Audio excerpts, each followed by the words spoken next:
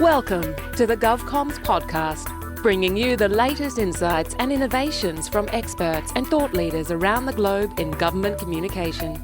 Now, here is your host, David Pembroke. Hello, ladies and gentlemen, and welcome to GovComms, the podcast that examines the practice of content communication in government and the public sector. My name's David Pembroke, and thank you very much for joining me. Today, we speak to someone who is going to help you take advantage of the fact that you are now in the publishing business. Whether you like it or not, that is the dividend of technology. It's never been easier to create and distribute content, but at the same time, as you all know, because I speak about it a lot, it's never been harder to get people's attention. So how do you solve that problem? Well, my guest today is Stuart Howie, who has a rich career in journalism dating back to the early 2000s, which has taken him to newspapers around Australia, including the Canberra Times, the Illawarra Mercury, and he ended up as editorial director of Fairfax Regional Media Australia. After spending close to 15 years in the field, Stuart shifted across to strategic communication and consulting, where he's founded a media agency called Flame Tree Media, and it works both in Australia and New Zealand. And the purpose or the mission of Flame Tree is really to assist its clients to better control and contain and use their content through the implementation of a process which he has now detailed and outlined in a book called the DIY Newsroom, which we will discuss today. He joins me in the studio. Stuart, thanks very much for joining me on GovComms. Thank you. Hello.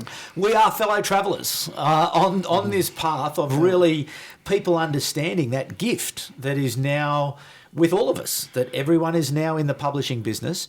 Everyone can now create and distribute content. But again, everything is so competitive. So just maybe before we get into that conversation, perhaps just give us a little bit of a background of your career and what led you to this path of trying to solve this particular problem. Yeah. Well, there's actually a photo, which obviously I can't show. There's a photo of my old man on Port Phillip Bay in 1966 with the Rolling Stones. So Dad was a disc jockey for 3AK, which was one of Australia's earliest rock stations. So I was always around the radio station, and they were at GTV9 in Richmond, near Melbourne. So I was around radio, I was around TV, so it was pretty natural that I'd go into journalism. So that was in the mid-1980s. And my first paper was a country newspaper, the Seymour Telegraph, whose motto was truth without fear, which I kind of liked. And on a country newspaper, you do everything. So I was the sole reporter. There was an editor, chain-smoking editor, who would sit in the office and it would look like a sauna, by the end of the day. And I would write the paper, I'd take the photos, I'd cover 3 councils, I did police, I did courts. Every Tuesday we'd go up and we'd print the paper at the Shepparton News. And the great bit was I'd see the papers come off the press, put them on the trolleys, put them in the car, and I would literally deliver these newspapers to the little hamlets around Seymour. So that was a real connection with your audience. And of course, as they're pouring through the paper, if you had anything wrong, you were really screwed, because you would see these readers at the pub or down the street or in the supermarket. So from there, that sort of launched me into newspapers, and it was like it's just intoxicating working in that environment. And that was a newsroom really of me and a couple of people, me and the editor, essentially. And then went from there into community newspapers in Melbourne, and then editing in community newspaper groups for News Limited, and then editor of the Ballarat Courier, came to Canberra as deputy editor, then acting editor of the Canberra Times, and then editor of the Illawarra Mercury, that sort of trajectory. Yeah. And then in charge of a big newsroom, which really comprised Fairfax's regional properties, which was about 800 journalists at that time.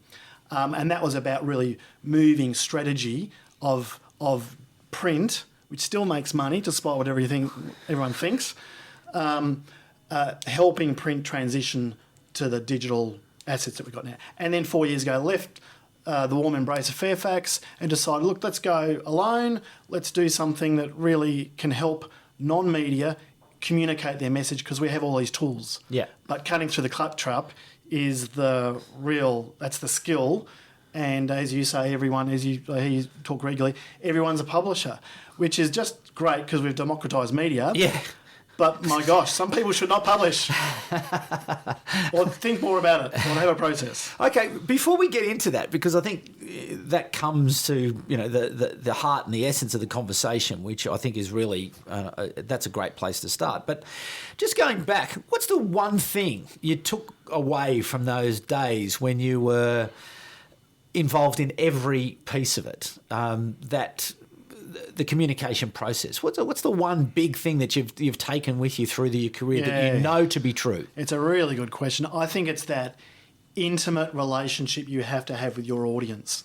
So it doesn't matter whether you're the New York Times or you're the Little Seymour Telegraph or you've got a special niche and you use social media, you've got to understand your audience, and that's just not who they are, it's what their problem is and what's going to interest them and pique the sorts of things that will help them consume your product or buy your services or to have that relationship that you're seeking. Yeah, because it is, I totally agree with you. I think it's the first, second, third, fourth and fifth most important thing, because if you don't get that right, there's nothing happening. There's no spark, there's no Absolutely. engagement. So what interests people? What does interest people? Fundamentally? Yeah. I think stories that... So I think it's a mix of things, being a journalist. There's the things that you've got a natural affinity with. So, like tennis. So I'm going to read about tennis, all right? You can't give me enough tennis. But I think the other thing is that because we rely a lot on metrics and data today, that tells us these are the segments you have to provide exactly this content. But the flip side of that is we also love to be surprised. So, and that means being entertained, it means being informed, and it's about uncovering those things that we don't know about. So, I'll give you an example. So I've got a good mate in the press gallery, and we were talking last night about the proposal to move the Israeli embassy. Okay, Yep. Very controversial. Yep. Okay. You know what? I think I know a little bit about that and West Jerusalem and those issues, but really what I'm looking for is more context. Give me a richer experience. So we're looking for, I think particularly today, looking for those immersive experiences, whether it's about our personal interests and hobbies, depending what the medium is or what the purpose of the communication is, to learning, expanding our thinking, and even moving away from what we all know is that whole echo chamber effect of social media. Mm. So what skills do you need to have to be able to better assemble that awareness and that understanding and that knowledge of your audience? What do you have to be good at? So I think certainly assembling around, well, one, the data, the understanding of your market. So I think if you're a communicator today, whether it's a company, a professional or someone who's using a communication service, you want to really get to know that there's some market conditions to what you're trying to do. So basic economics almost, Yep. News economics or information economics, if I can put it in that way, of being able to go, if we do this sort of content, it will give you this bang for buck. So there's a return on your investment, which in content we haven't always thought about. We just thought, let's tell a story. And if we should tell stories, because storytelling is at the core of what we should be doing as communicators, but tell a story that's really relevant. So I think that's one of the skills is about understanding clearly your market. And then by extension, what I just referred to about the storytelling, having the ability to tell a story in a powerful, meaningful way that makes that heartfelt connection. And then the real art today is using the right medium to reach the right audience at the right time, and then making that connection and having that enduring relationship if that's what you're seeking. That sounds quite complex, and maybe for someone like you who's been vitally involved and right at the sharp end of the information business, which is the publishing of newspapers. But how does someone who works in a government communications area gather those skills and gather them quickly, gather that capability? Yeah, I guess what I'd outline it would be, I think you need methodology. So as a communicator, my methodology, it's an acronym. We've got to have an acronym, don't we? So it's SMART. So I think if you're in government, you've got to have a strategy. Government does strategy and policy really, really well. It's not always great, but, and a strategy can be on the back of an envelope. It can be on a whiteboard. It could be a 120 slide, PowerPoint presentation, but you need a strategy. So you've got to have that blueprint to start with. And that involves a fair bit of discovery of what you're trying to achieve, okay? And when you've got that, to be able then to communicate that and understand that and disseminate it as easily as possible. So the devil's in the detail around that. And then it's, the M in SMART for me is about media, choosing your weapons of mass communication. The A is the authenticity of making those connections in your storytelling. So you're moving from the strategy, the strategic use of different forms of media to then your storytelling to make that heartfelt connection, and then setting your results in SMART, really smart results. So that can be, we often think about results being, we often make mistakes about it's likes and shares on Facebook. Right. Okay, that might be part of it, but, it's not the whole game, and it becomes a bit of a vanity game, as you know, just chasing that sort of stuff. But really identifying as a business or as a leader or as a government authority, what are you trying to achieve here? The why, understanding the why. And then the X factor for me is right at the end of SMART, which is team. So it's then deploying the people. Now, we've got lots of people in government who go and do stuff. But how do you use them? There's no shortage of people. And there's actually no shortage of skills. So it can be technical skill, running a podcast. It could be skills in reaching, certain advertising segments. So there's lots of skill there. But the team is the difficult bit, because I often talk about, we get really carried away, particularly in government, having strategy and doing it really well. We see with politicians, they can have great policy, great strategy, and then so-and-so goes totally off message, and the issue we know is going to go, is really going to tilt. So it's then about having a really good team approach and reorganising what you do at the coalface with your people and mobilising your resources. It's complex, though. That describes quite a process to actually get to an effective end. So what advice do you give people to get themselves started, particularly as we move from this transition where lots of government agencies are still sort of not, they haven't adapted to this new world because it's, hasn't been required of them so far, because the politicians are still fascinated with the print media and the electronic media, and so this business of being able to be in the publishing business hasn't quite got through as yet. So how then do people make those changes and make those steps? Yeah. I mean, one of the things I see, one of the problems that comes up often is that leaders and managers, but let's talk about leaders, they want to make change. Right, so they get the fact they have to make change because it keeps them relevant. So what's in it for them is that they get to meet their career aspirations and are seen as someone who can be a trailblazer and make change. So they want to make change, but typically they don't know how to go about it. And really, I think it is walking through that process. But the first step is just what you referred to before, is to start. Is just like start. You're never going to quite get it right. And I do a lot of project management, and government's great at project management. But one of the things about project management is that you can just keep planning and planning and planning. Now, I'm a great believer, 9/10 of success is in your planning. Don't get me wrong, but you can keep doing that. And I also work for organisations that are very fluid and fast. And one of the things so you're trying to find that happy medium between getting in the fast lane, but getting it as right as you can. But I think starting is just start it and give it a go and experiment, because as you look around, and I think government's a good example, there's some agencies and some departments and some ministers who are really naturally pretty good at communications or deploy certain mediums really well. But, who's the gold standard there? If you see a gold standard, try what they do or go somewhere different, but make a start. Do you think there's permission for people to trial and to experiment, or is in the conservative cultures of government, it's like, well, I want to see the return on investment before I understand or I'm prepared to invest in that particular activity, and therefore it's very difficult to know because you just don't know. You may want to start, but how do you get that permission? So I guess when we talk about the public service, we talk about Australian government, If you asked the wider population, what are those sectors in life that are least likely to change and tend to follow rather than lead, that's who comes to mind, is government and government agency. And that's unfortunate because they do amazing work. Yeah. And they do a lot of groundbreaking work that they don't get recognition for.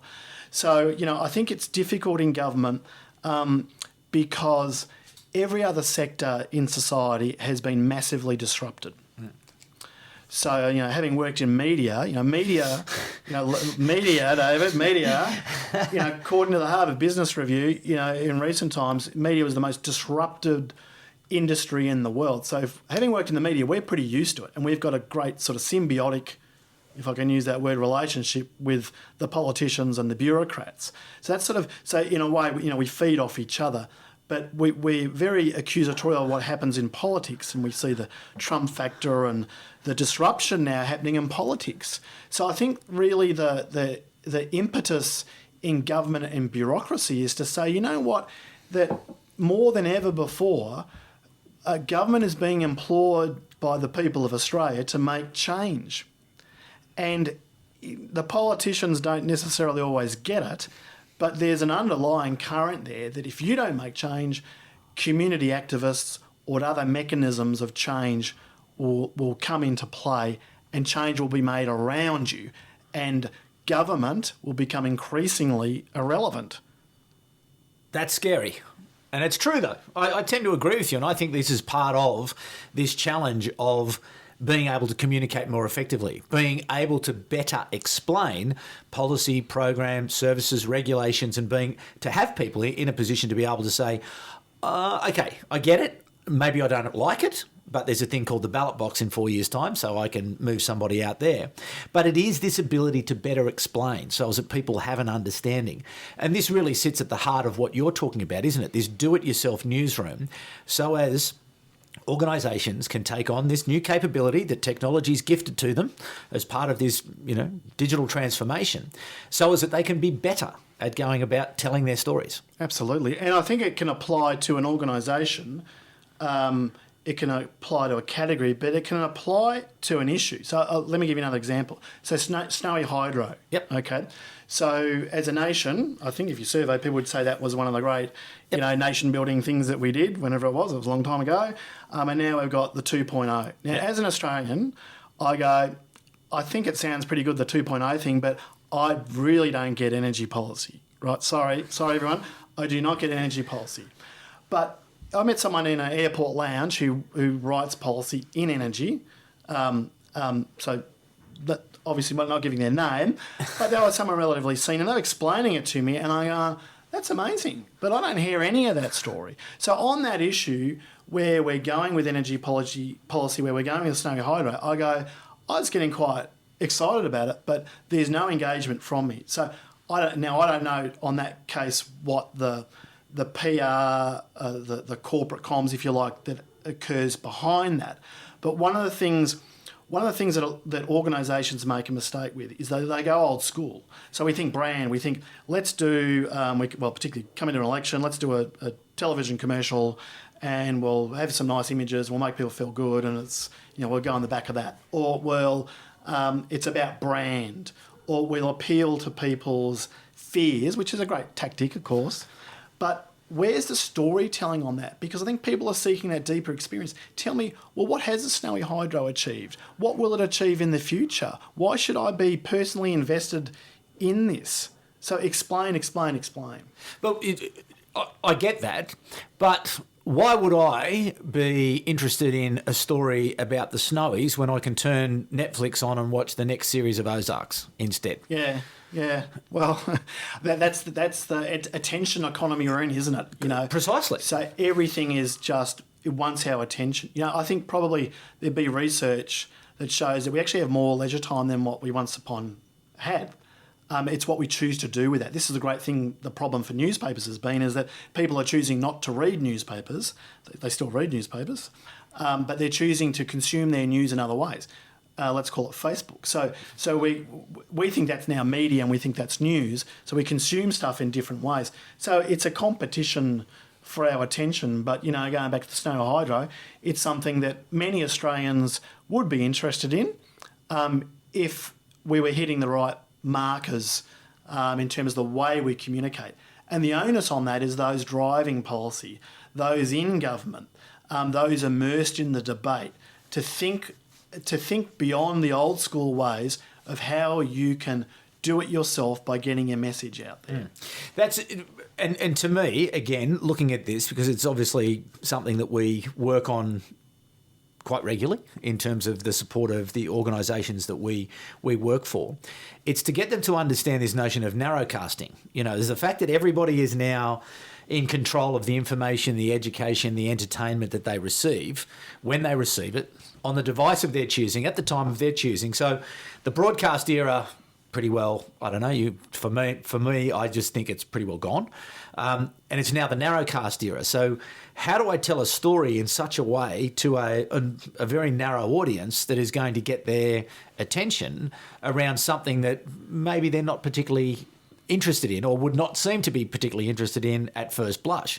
So that's the challenge. But then once you understand that audience, it's then producing consistently so as that over time you build that relationship, whereas it's like maybe not the first time, maybe not the second time, but the third, the fifth, the 10th, the 12th, they may start to engage with you. So I think that gets back to, this notion of being like a publisher where you're turning up every day. And I'm sure when you're an editor of the newspaper, there were some days you put newspapers together where there was probably nothing in it or they didn't fly, or some days, but guess what? You had to put it out every day. And I can't remember the Latin of it, but what is a repetition is the mother of learning, and I think that's one of the things I've learned in newspapers over the years is you can't just put a message out there and go bang. Let's assume that everyone's received the message, understood it, and they'll do something positive with it that meets your ends. There is repetition in when we drive a campaign, whether it was a marketing campaign, a promotion, or there was a editorial campaign you're running. You got to keep banging that drum, and not necessarily the same drum. You got to try different things, and we've got the ability now with these different mediums to use, pick up on the different senses. Yes. So we are visual. Podcasting is skyrocketing in popularity because of the way we live our lives. And that really meets a need. But for other people, print. So, people say, "Well, have you written a book, Stuart?" I mean, like, put an e-book or write blogs, and I've done all that as well. But, the great thing about print is that we retain things. So what digital does in terms of, digital gets our attention. It's the razzmatazz gets our attention. Print, we know the way the brain works. We absorb information, we process it, and we act upon it. So it's horses for courses. And this has been the great, one of the great fallacies maybe, but it's certainly one of the things that social media has led us down this track of it's all got to be Facebook, or it's all, the engagement today is it's all Donald Trump on Twitter is the sum total of communications that should be coming out of the White House. So we need to understand those different channels, and it is complex. It is really complex. And, we try and make it, in the communications industry, make it as simple as possible, but it does take a level of time to find your way, and the way keeps changing. So we need to be adaptable. Yeah. And how do people learn that? And how do people sell that into their organisations, that they've got to be saying to people, look, this will take time, this will be complex, some of the choices we make won't perform in an environment that's highly accountable, where someone's going to go and sit up in front of Senate estimates and have to justify the expenditure of money on a particular program of communication that may not get results because who knows? Facebook could change the algorithm overnight, and all of a sudden you've invested down one path and it's no longer available to you. Absolutely, and that's right. on Facebook, I think there was a study that showed that Facebook changes its algorithm 23 times in 3 years, and at the start of 2018, they changed their algorithm quite significantly that demoted business, brands and media, and we saw immediate impact on what that meant. So and that will continue to change. I think one of the things we'll see about social media as well is we'll see far greater regulation. So we're seeing it overseas. We're going to see greater regulation of how the impact of social media. There was a story in the Fairfax media yesterday about a New South Wales councillor who won a defamation suit against some commentators on the Facebook. So this is all just part of this sort of murkiness, but just sort of going back around, that the risk for government and education is very much about it's a high risk environment. So I do a bit of work in education, and reputational risk is a minefield. So it's a minefield. So the immediate reaction would be and this is the way that a lot of colleges and universities to a lesser degree have gone about their communications is you're either in or out. So let's be out for the moment. And when they decide to go in, it's scary. And that's when you need some parameters around how you're going to embark on this. But it comes back to start with a strategy. Yeah. It comes back to having the conversation and ripping the lid off the can to see what's there and discussing what's the best way forward and working together. But you have to have the courage as well, though, don't you, to jump in. If you're not in there telling your story, someone's going to tell it for you. Absolutely. Yeah, it takes leadership. Yeah. Stuart, tell me more, just quickly, about the DIY newsroom. Okay, so this is it. So all this stuff that I talk about and the methodology, I thought let's put it down on paper. So the DIY newsroom is a book that I've got coming out, and it's the 5 steps to having simple, sustainable, and strategic communications. So it's for the business leader, for government, for those in any sector really, and you can have a small communications operation or a big communication operations. It takes you through, it's a manifesto for those leaders to understand the sorts of things we're talking about, of why you would do it for yourself, and give you that courage to go forward. And then for the practitioner, for the comms professional in the trenches, it's a handbook how to go through that process and then really implement the sorts of things that really do our heads in when we're trying to work out which way to go. So the book's out. If your audience is interested, just go to my website, which is diynewsroom.com, and there's more information about that. Fantastic. Well, Stuart, thank you very much for coming in to GovComms, into the studio here in sunny Canberra. You're a man after my own heart, I've got to say. This is the business that we're in. This is the business. People have got to grip up the opportunity. You don't have any choice other than to take advantage of the gift of technology, which means that you are now in the publishing business. But as Stuart says, the strategy is going to help you. Having a plan is going to help you. It's going to help you to sell it up the line and then hold you accountable to the performance, and then really to help you, make good decisions based on the evidence that you can assemble in order to turn up consistently in service of that audience, because I think it's the only way that we will get the message through over time. So there we go. There we have it. And thank you once again, ladies and gentlemen, for turning up once again to listen to the GovComms podcast. Thank you to Stuart Howie for coming in, and thank you to you for coming back once again, and we'll be back at the same time next week. But for the moment, it's bye for now. You've been listening to the GovComms podcast. If you enjoyed this episode, be sure to rate and subscribe to stay up to date with our latest episodes.